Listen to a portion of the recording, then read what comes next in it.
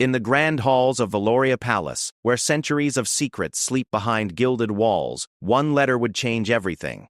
Captain Marcus Stone had served the royal family for 15 years, never questioning orders, never breaking protocol. But when he discovered what Queen Isabella had hidden from her son Prince Alexander on his 21st birthday, he faced an impossible choice: loyalty to the crown or loyalty to truth. Some secrets are buried for good reason. Others are buried to protect the guilty. The morning mist clung to the ancient stones of Valoria Palace like ghostly fingers, reluctant to release their grip on the fortress that had stood for over 800 years. Captain Marcus Stone adjusted his ceremonial sword as he walked the familiar corridors, his polished boots echoing against marble floors that had witnessed the rise and fall of 12 royal dynasties. At 38, Marcus had dedicated half his life to protecting the House of Valeria, and he wore that dedication like armor. The palace was already stirring with unusual activity. Tomorrow would mark Prince Alexander's 21st birthday, and with it, his official coronation as heir apparent. Servants hurried through the halls, carrying flowers, banners, and endless preparations for what the kingdom hoped would be a celebration to remember. Marcus had overseen security for countless royal events. But this felt different. There was an electricity in the air, a sense that something significant was about to shift in the carefully ordered world of Valoria. Marcus paused at the great window overlooking the palace gardens, where gardeners were arranging white roses in intricate patterns. Queen Isabella had specifically requested white roses for Alexander's celebration, though she had never explained why. In his years of service, Marcus had learned that the royal family rarely did anything without deeper meaning, and every choice carried the weight of tradition and symbolism. "Captain Stone," came a voice behind him. Marcus turned to see Thomas Whitfield, the palace's head steward, approaching with his characteristic nervous energy. Thomas had been with the palace longer than anyone, serving first under the late King Edmund and now under Queen Isabella. His thin frame and graying hair made him appear fragile, but Marcus knew that Thomas possessed an encyclopedic knowledge of palace protocols and an unwavering loyalty to the crown. "Thomas," Marcus nodded. "Everything proceeding smoothly for tomorrow's ceremony?" "Indeed, Captain, though I must say, the Queen seems particularly thoughtful today. She's been locked in her private study since dawn, and she's requested that no one disturb her except in the most urgent circumstances." Thomas lowered his voice slightly. "She's also asked me to prepare her late husband's personal effects, items that haven't been touched since his passing 5 years ago." Marcus felt a flicker of curiosity, though he kept his expression neutral. Queen Isabella rarely mentioned her deceased husband, King Edmund, who had died suddenly of a heart condition when Prince Alexander was only 16. The official story was that the king had been working late in his study when he suffered the fatal attack, but Marcus had always sensed there were details about that night that remained unspoken. "Has the prince been informed of his mother's mood?" Marcus asked carefully. "Prince Alexander is in the training yard with his fencing instructor as usual. You know how he throws himself into his sword work when he's anxious about formal ceremonies. He's mentioned several times that he wishes his father could be here for tomorrow's investiture." Thomas paused, seeming to weigh his next words. "Captain, I've served this family for 30 years, and I've learned to recognize when something weighs heavily on Her Majesty's mind. Today feels significant."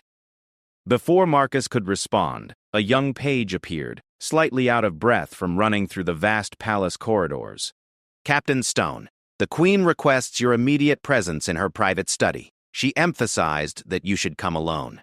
Marcus exchanged a glance with Thomas, both men recognizing the unusual nature of such a summons. The Queen's private study was her sanctuary, a place where even the most senior palace staff rarely ventured. For her to request his presence there, alone, suggested something far beyond routine security matters. "Thank you, James," Marcus said to the page. "Thomas, please continue with the preparations. I'll find you after I've spoken with Her Majesty." The walk to the Queen's private study took Marcus through the older sections of the palace, where the walls were lined with portraits of long-dead monarchs and the air seemed thick with the weight of centuries. As he approached the heavy oak door, Marcus could hear the soft sound of papers rustling within. He knocked 3 times, the traditional protocol for approaching royalty in their private quarters. "Enter," came Queen Isabella's voice, though it carried a weariness that Marcus rarely heard from the normally composed monarch. Marcus opened the door and stepped into a room that always took his breath away. The Queen's study was a perfect blend of royal grandeur and personal warmth, with floor-to-ceiling bookcases filled with leather-bound volumes, a massive fireplace where logs crackled softly, and tall windows that overlooked the palace's private rose garden. Queen Isabella sat behind an antique mahogany desk that had belonged to her husband, surrounded by scattered papers, leather portfolios, and what appeared to be several sealed envelopes. At 45, Queen Isabella retained the striking beauty that had made her the subject of countless portraits and diplomatic admiration throughout the known kingdoms. Her dark hair was pulled back in an elegant style, though Marcus noticed several strands had escaped, giving her an unusually disheveled appearance. Her green eyes, normally bright with intelligence and authority, seemed shadowed with an emotion Marcus couldn't quite identify. "Your Majesty," Marcus said, offering a formal bow. "You requested my presence?" "Yes, Captain. Please close the door and take a seat." Isabella gestured to one of the leather chairs positioned across from her desk. "What I'm about to discuss with you must remain absolutely confidential, regardless of what you may think of my actions or decisions." Marcus settled into the chair, his training keeping his posture straight and his expression neutral despite the growing sense that this conversation would challenge everything he thought he knew about the royal family. "Of course, Your Majesty, you have my complete discretion." Isabella was quiet for a long moment, her fingers drumming softly against the desktop as she seemed to gather her thoughts. Finally, she reached for one of the sealed envelopes, holding it as though it contained something precious and dangerous in equal measure. "Tomorrow, when Alexander officially becomes heir apparent, he will also inherit certain responsibilities and knowledge that come with that position. There are traditions, Captain Stone, ancient protocols, that govern how information passes from one generation to the next in our family." She paused, her gaze moving to the portrait of her late husband that hung above the fireplace. "My husband, King Edmund, was supposed to have this conversation with Alexander.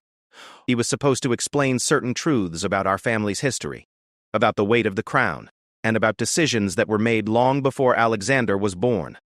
Marcus remained silent, sensing that the Queen needed to tell this story in her own way and her own time. "When Edmund died so suddenly, those explanations were never given.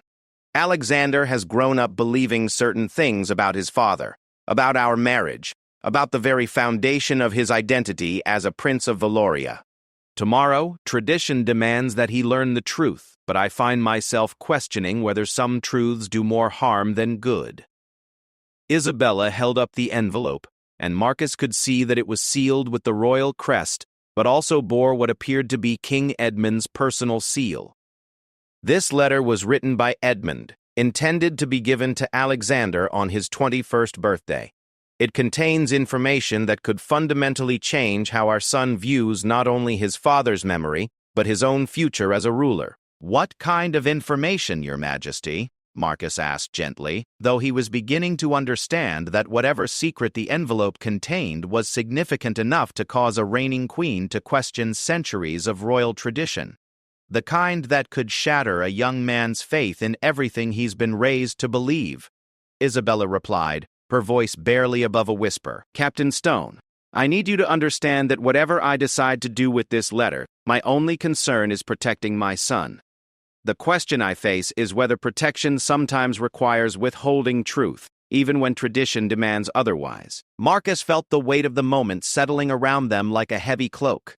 In his 15 years of service, he had been privy to many royal secrets, but none had ever felt as consequential as whatever lay sealed within that envelope. The Queen was not just asking for his discretion, she was asking him to become complicit in a decision that could alter the course of the kingdom's future. "What would you have me do, Your Majesty?"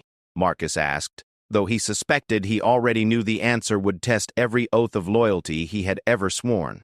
Isabella looked directly into his eyes, and Marcus saw not just a queen but a mother struggling with an impossible choice. "I need you to help me decide whether this letter ever reaches my son's hands or whether it disappears forever, along with the secrets it contains." Outside the study windows, the palace gardeners continued their work with the white roses, unaware that inside those ancient walls, The very foundations of the kingdom's future hung in the balance of one woman's decision and one letter that might never be opened. Part 2. The evening shadows stretched long across Queen Isabella's private study as she and Captain Stone sat in contemplative silence. The letter remained on the desk between them, its royal seals catching the flickering light from the fireplace. Marcus had spent the last hour listening to Isabella explain the circumstances surrounding the letter's creation, and with each revelation, he felt the solid ground of his understanding shift beneath him.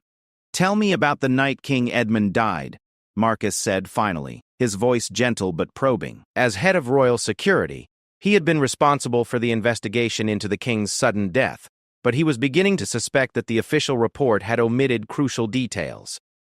Isabella rose from her chair and moved to the window overlooking the gardens where she and Edmund had once walked together during the early years of their marriage. The gardens looked different now in the twilight, the white roses appearing almost ghostly in the fading light. "Edmund had been struggling with something for weeks before his death," she began, her voice taking on the distant quality of someone revisiting painful memories. "He would spend hours in this very study, writing and rewriting letters, burning papers, making lists that he would then destroy. I thought it was simply the stress of ruling, but now I understand it was something far more personal." She turned back to face Marcus, her expression grave. "The night he died, Edmund called me to this study. He was sitting exactly where you are now, and he looked broken, not physically but spiritually. He told me he had something to confess, something about Alexander's parentage that he had hidden for 20 years. Marcus felt a chill run down his spine. Alexander's parentage? Edmund was not Alexander's biological father. The words hung in the air like a physical presence. Sssst. Marcus felt his world shift as the implications crashed over him. Prince Alexander, heir to the throne of Valoria, was not actually of royal blood. The revelation threatened not just the succession but the very legitimacy of the monarchy itself. "Who was his father?" Marcus asked, though he wasn't sure he wanted to know the answer. Isabella returned to her chair, her movements careful and measured. "Do you remember Sir William Rothschild, the diplomat who served as Edmund's closest advisor during the early years of our marriage?" Marcus did remember Sir William, a charismatic man who had been instrumental in negotiating several crucial trade agreements with neighboring kingdoms. He had died in a riding accident when Alexander was barely 10 years old, and Marcus recalled that both the king and queen had seemed unusually affected by his death. "William and we had an affair," Isabella continued, her voice barely audible. "It lasted only a few months, but it was during that time that I conceived Alexander. Edmund was traveling extensively that year, establishing diplomatic relations with the eastern kingdoms. When I discovered I was pregnant, I knew there was a possibility that William was the father, but I convinced myself that the timing could have meant it was Edmund's child." "When did you know for certain?" "As Alexander grew older, the resemblance to William became undeniable. The shape of his eyes, the way he held his shoulders, certain gestures and expressions that were purely William's. Edmund began to see it too, though neither of us spoke of it for years. We maintained the fiction that Alexander was legitimate, and I believe Edmund tried genuinely to see him as his own son." Isabella picked up the sealed letter, turning it over in her hands as though it might reveal its secrets without being opened.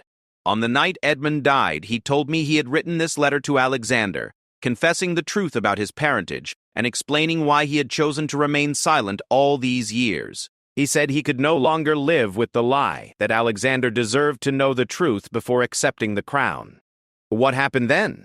Marcus asked, though he sensed the story was approaching its most painful chapter. "Edmund began experiencing chest pains as we talked. At first, I thought it was simply the stress of our conversation, but then he collapsed. I called for the royal physician, but it was too late. Edmund died in this room, with that letter sealed and waiting on his desk." Isabella's voice cracked slightly. "His last words were about Alexander. He said, 'The boy deserves better than a kingdom built on lies.'" Marcus sat back in his chair, trying to process the magnitude of what Isabella had revealed. "Your Majesty, this information, if it became public knowledge, it would destroy everything," Isabella finished. "The monarchy, Alexander's future, the stability of the entire kingdom, but more than that, it would destroy my son. Alexander has spent his entire life preparing to be king, believing he carries the blood of 12 generations of rulers. To learn that he has no legitimate claim to the throne would devastate him. The implications were staggering. Valoria's succession laws were ancient and absolute. Only those of direct royal bloodline could inherit the crown. If Alexander was not Edmund's biological son, then he had no legal right to rule, and the throne would pass to Edmund's younger brother, Prince Frederick, who lived in exile after a scandal involving embezzled funds and inappropriate relationships with foreign dignitaries. "What does the letter actually say?" Marcus asked. Isabella handed him the envelope, and Marcus could see that it was addressed in King Edmund's distinctive handwriting. "For Prince Alexander, on his 21st birthday, the truth about your heritage and your future." "I haven't opened it," Isabella admitted. "I've carried this secret alone for 5 years, telling myself that I was protecting Alexander from unnecessary pain. But tomorrow, tradition requires that he receive all of his father's final communications. Palace protocol demands that any sealed letters or documents left by a deceased monarch be presented to their heir on their 21st birthday." Marcus understood the complexity of Isabella's position. As queen, she was bound by centuries of tradition and law. As a mother, she was desperate to protect her son from a truth that could destroy him. As a woman who had been living with guilt and secrecy for over 2 decades, she was reaching the limits of her ability to carry this burden alone. "Your Majesty," Marcus said carefully, "you're asking me to help you decide whether to break one of the most sacred traditions of the monarchy. I'm asking you to help me decide whether to save my son from a truth that serves no one," Isabella replied firmly. "Edmund is dead. William is dead. I am the only person alive who knows the truth about Alexander's parentage, and I will carry that secret to my grave. If this letter disappears, Alexander can live his life believing he is the legitimate heir to the throne of Valoria. He can rule with confidence and pride, never knowing that his entire identity is built on a deception." Marcus found himself thinking about Prince Alexander, whom he had watched grow from an awkward teenager into a confident young man who genuinely cared about the welfare of his future subjects. Alexander was intelligent, compassionate, and dedicated to learning the skills necessary to be an effective ruler. In every way that mattered, he was worthy of the crown, regardless of his biological heritage. "But what if the truth comes out someday?" Marcus asked. "What if there are other letters, other evidence? What if someone else knew about the affair?" Isabella shook her head. "William never knew he had a son. I made sure of that. And Edmund's closest confidants died years ago. The only documentation of the truth is in that letter and potentially in my personal journals, which I intend to destroy." As if sensing Marcus's thoughts, Isabella continued. "I know what you're thinking, Captain. You're wondering whether I have the right to make this decision, whether I have the right to deprive Alexander of the truth about his identity. But I've watched my son for 20 years, and I know him better than anyone. This truth would not liberate him. It would destroy him." Marcus looked again at the letter, its seals gleaming in the firelight, like eyes watching their conversation. He thought about his oath of loyalty to the crown, his duty to protect the royal family, and his personal affection for Prince Alexander, who had always treated him with respect and genuine friendship, despite their different stations in life. "If we destroy the letter," Marcus said slowly, "we become the guardians of this secret. We become responsible for maintaining a deception that affects not just Alexander, but the entire kingdom." "Yes," Isabella replied without hesitation. "And if we give him the letter, we become responsible for destroying a good man's faith in himself and his ability to lead. Sometimes, Captain Stone, protecting someone means shielding them from truths they are not equipped to handle." Outside the study, the palace was settling into its evening routine. Servants were lighting candles in the great halls. The kitchen staff was preparing for tomorrow's feast, and throughout the kingdom, citizens were making their own preparations to celebrate their future king. None of them knew that in a quiet study overlooking a garden of white roses, 2 people were deciding the fate of their monarchy with a conversation that would never appear in any official record. Marcus realized that whatever decision they made tonight would bind them together in a conspiracy of silence that would last for the rest of their lives. The question was whether that conspiracy served the greater good or merely their own inability to face difficult truths. The letter waited on the desk between them, keeping its secrets while the weight of choice pressed down upon the two people who held the future of Valoria in their hands. Part 3. Captain Marcus Stone barely slept that night. He lay in his modest quarters in the palace's east wing, staring at the ceiling and wrestling with the impossible decision that Queen Isabella had placed before him. By dawn, he had reached a conclusion that surprised him with its clarity, though it did nothing to ease the weight of responsibility he felt. He found the Queen in the palace chapel kneeling before the altar where she and King Edmund had been married 23 years earlier. The morning light filtered through stained glass windows, casting colored patterns across the stone floor.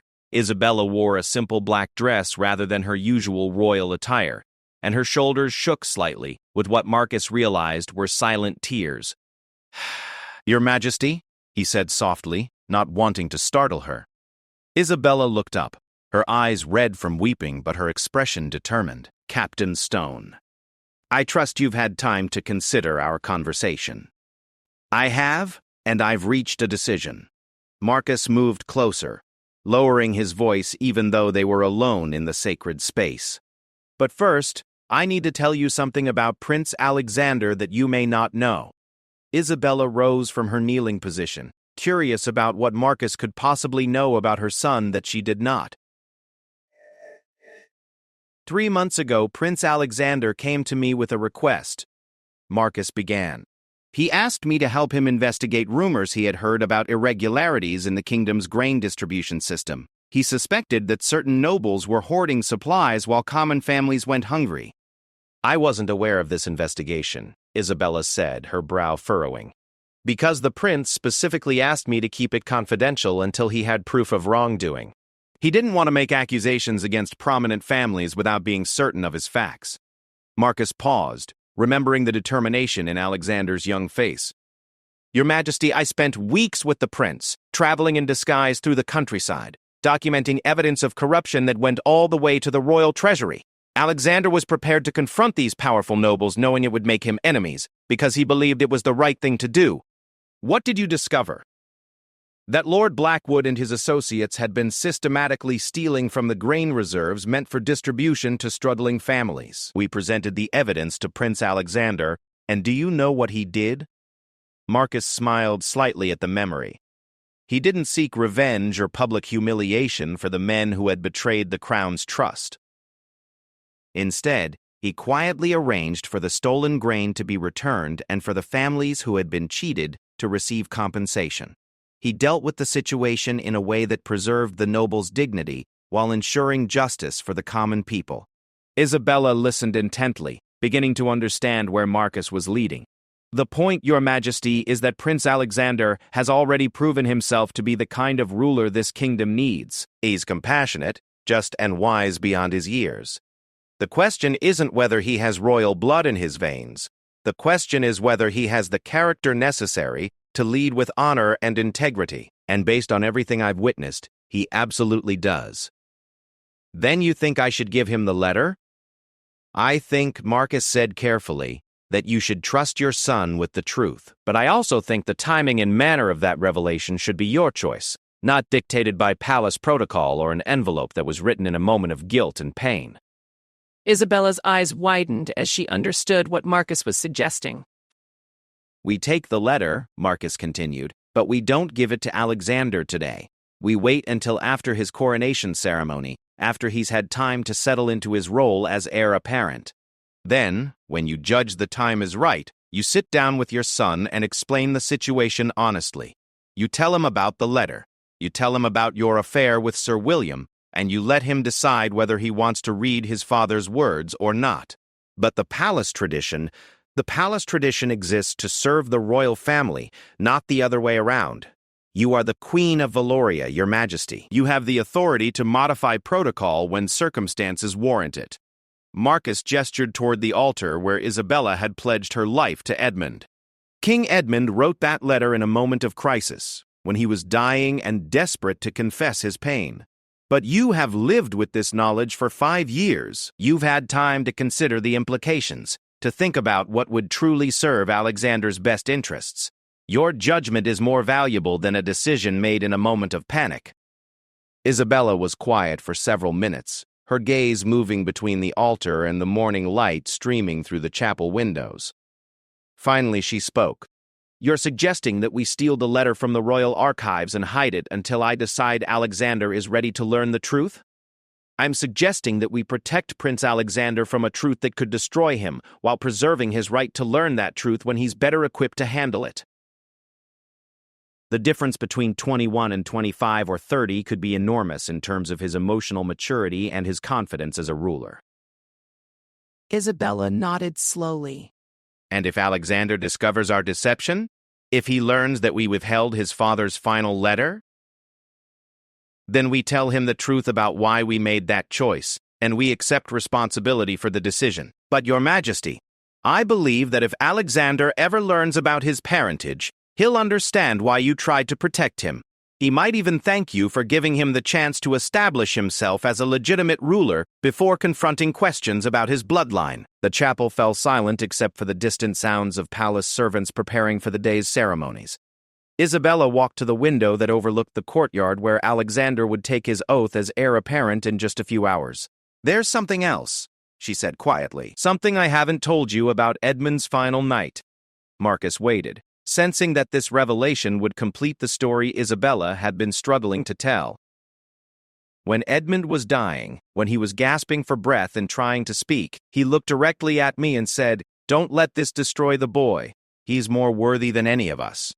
Isabella's voice broke slightly. I think Edmund was giving me permission to protect Alexander from the truth, even if it meant breaking tradition." "Then perhaps," Marcus said gently, "we're not betraying King Edmund's wishes. Perhaps we're fulfilling them." Isabella turned back to face the altar, her decision crystallizing in her mind. "Captain Stone, I need you to retrieve the letter from the royal archives before this evening's ceremony. Can you do that without arousing suspicion?" "Yes, Your Majesty. I have access to all palace records as part of my security duties. I can collect the letter along with other documents that require review before public ceremonies. And then? Then we secure it in a place where only you can access it, and we wait until you decide the time is right to share its contents with Prince Alexander. That might be next year, or in 5 years, or never. The choice will be entirely yours." Isabella felt a weight lifting from her shoulders for the first time in years. The decision she had agonized over for so long suddenly felt clear and right. She was not abandoning her duty as a mother or as a queen. She was finding a way to balance both roles in a manner that served her son's best interests. "There's one more thing we need to consider," Isabella said. "If we do this, if we take responsibility for protecting Alexander from this truth, we need to be prepared for the possibility that the truth will surface someday through other means. We need to have a plan for how to handle that situation." Marcus had already been thinking about this possibility. "Your Majesty, I believe we should prepare Alexander indirectly. Over the coming months, we can have conversations with him about the nature of leadership, about the fact that legitimacy comes from actions and character rather than bloodline. We can help him understand that the best rulers in history have sometimes been those who earned their authority rather than inheriting it." "You mean we prepare him to handle the truth without directly telling him the truth?" "Exactly. We strengthen his confidence in his own abilities and his understanding of what truly makes a worthy ruler. That way, if he ever does learn about his parentage, he'll be psychologically and emotionally prepared to process that information without being destroyed by it." Isabella smiled for the first time in days. The plan Marcus had outlined gave her a path forward that honored both her love for her son and her responsibilities as queen. It also gave her time to strengthen Alexander's confidence, time to ensure the stability of the kingdom, and time to find the right moment and manner for difficult truths to be revealed. "Captain Stone," she said formally, "I am entrusting you with one of the most important missions of your career. The future of this kingdom may depend on your discretion and your loyalty. You have both, Your Majesty, without question." As they left the chapel together, Isabella felt a sense of peace she hadn't experienced since Edmund's death. Outside, the palace was coming alive with preparations for Alexander's investiture ceremony. By evening, he would officially become heir apparent to the throne of Valoria. and he would do so with the confidence and joy befitting a young man who believed in his own legitimacy and worth. The letter that could have shattered that confidence would remain hidden, waiting for a wiser time and a gentler revelation. Sometimes, Isabella reflected, the greatest act of love was knowing when to withhold a truth that served no purpose other than to cause pain. In just a few hours, her son would take an oath to serve his kingdom with honor and integrity. And thanks to the decision she and Marcus had made together, he would take that oath with his heart intact and his future secure. Part 4. 3 years had passed since the night Captain Marcus Stone and Queen Isabella decided to hide King Edmund's letter, and the decision had proven wise beyond their initial hopes. Prince Alexander, now 24, had grown into everything a future king should be: confident without arrogance, decisive without cruelty, and beloved by both nobles and commoners throughout Valoria. The secret letter remained locked in a hidden compartment in Isabella's private chambers, and the queen had begun to believe it might never need to be revealed. But secrets, like seeds, have a way of finding light even in the darkest soil. It was a crisp autumn morning when Thomas Whitfield, the aging palace steward, appeared at Marcus's office with an expression that immediately set off alarms. Thomas clutched a leather portfolio against his chest like a shield, his usually steady hands trembling slightly. "Captain Stone," Thomas said, closing the door carefully behind him, "I need to speak with you about a matter of the utmost urgency and delicacy." Marcus gestured to a chair, noting the pallor in Thomas's complexion. In all his years of service, he had never seen the unflappable steward look so distressed. "What's troubling you, Thomas?" "I've been organizing the late King Edmund's papers," Thomas began, his voice barely above a whisper.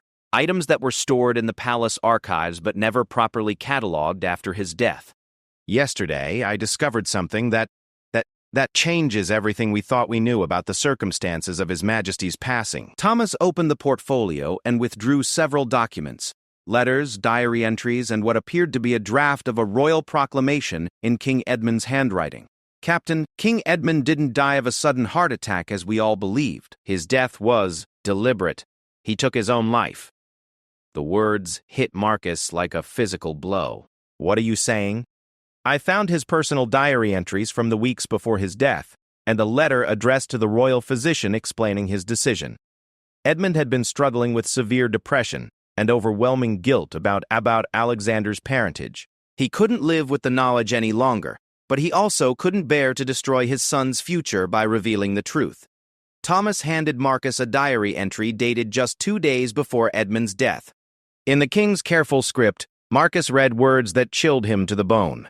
"I have become a burden to my family and my kingdom. Alexander deserves better than a father who has built his entire reign on deception. Isabella deserves better than a husband who can no longer look at his son without seeing another man's face.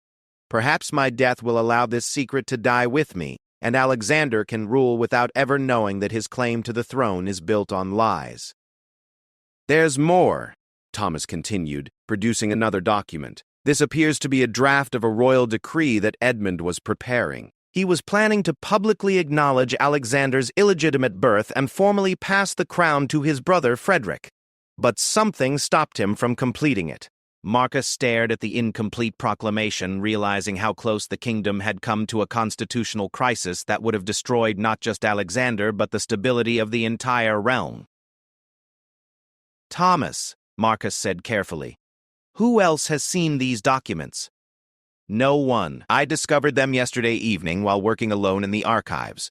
I brought them directly to you because I know you care about Prince Alexander's welfare, and I know you can be trusted with sensitive information." Marcus felt the weight of a new secret settling on his shoulders, even as he grappled with the implications of what Thomas had discovered. The revelation that King Edmund had taken his own life would be devastating enough, but the confirmation that Alexander was indeed illegitimate made the hidden letter even more dangerous. "Thomas, I need you to understand something," Marcus said, making a decision that would once again test his loyalty to competing principles. "What you've discovered could destroy Prince Alexander and destabilize the entire kingdom. Are you prepared to help me protect him from this knowledge?" "What are you asking me to do, Captain?" "I'm asking you to help me ensure that these documents disappear forever, along with any other evidence of King Edmund's final intentions. I'm asking you to become part of a conspiracy to protect our future king from truths that would serve no purpose other than to cause him devastating pain." Thomas was quiet for a long moment, his eyes moving between the damning documents and Marcus's earnest face. Finally, he spoke. "Captain Stone, I've served this royal family for over 30 years. I've watched Prince Alexander grow from a child into a man who embodies everything we could want in a ruler. If protecting him requires me to burn these papers and forget they ever existed, then that's what I'll do. It's not just about burning papers, Thomas. There's something else you need to know." Marcus then told Thomas about the letter that Queen Isabella had hidden, about the decision they had made 3 years earlier, and about the ongoing conspiracy to protect Alexander from the truth about his parentage. As he spoke, he watched Thomas's expression shift from shock to understanding to something approaching relief. "So, I'm not the only one who's been carrying this burden," Thomas said finally. "Her Majesty has been living with this knowledge all these years. She has, and she's been wise enough to recognize that some truths cause more harm than good. But now we have a problem. With these new documents, we have even more evidence of Alexander's illegitimate birth, and we have proof that the official story of King Edmund's death was a lie. We need to decide how to handle this information. What does Queen Isabella know about these documents?" "Nothing yet.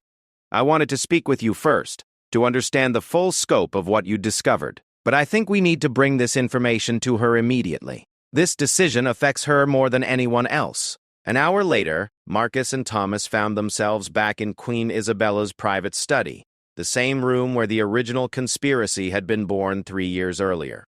The Queen listened in stunned silence as Thomas explained his discovery and Marcus outlined the implications.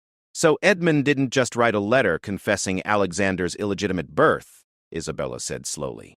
"He was prepared to publicly destroy our son's future before taking his own life to escape the consequences." "It appears so, Your Majesty," Thomas confirmed. "The diary entries suggest that His Majesty was tormented by guilt and depression in his final weeks. He saw death as his only escape from a situation that he believed had no honorable solution." Isabella rose and walked to the window, looking out at the gardens where Alexander was teaching sword techniques to the children of palace staff, something he did every week as part of his informal education in leadership. Watching her son's easy interaction with the children, seeing how naturally they responded to his authority and kindness, Isabella felt her resolve strengthen. "Gentlemen," she said, turning back to face Marcus and Thomas, "I believe we are being given an opportunity to complete what Edmund started, but to do it in a way that protects rather than destroys our son." "What do you mean, Your Majesty?" Marcus asked.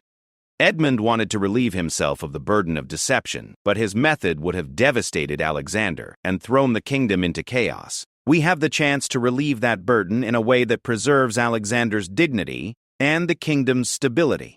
Isabella paused, formulating her thoughts. "We destroy all evidence of the truth about Alexander's parentage, and we take that secret to our graves. We allow Alexander to continue believing that he is the legitimate heir to the throne, and we ensure that future generations will never have cause to question his right to rule."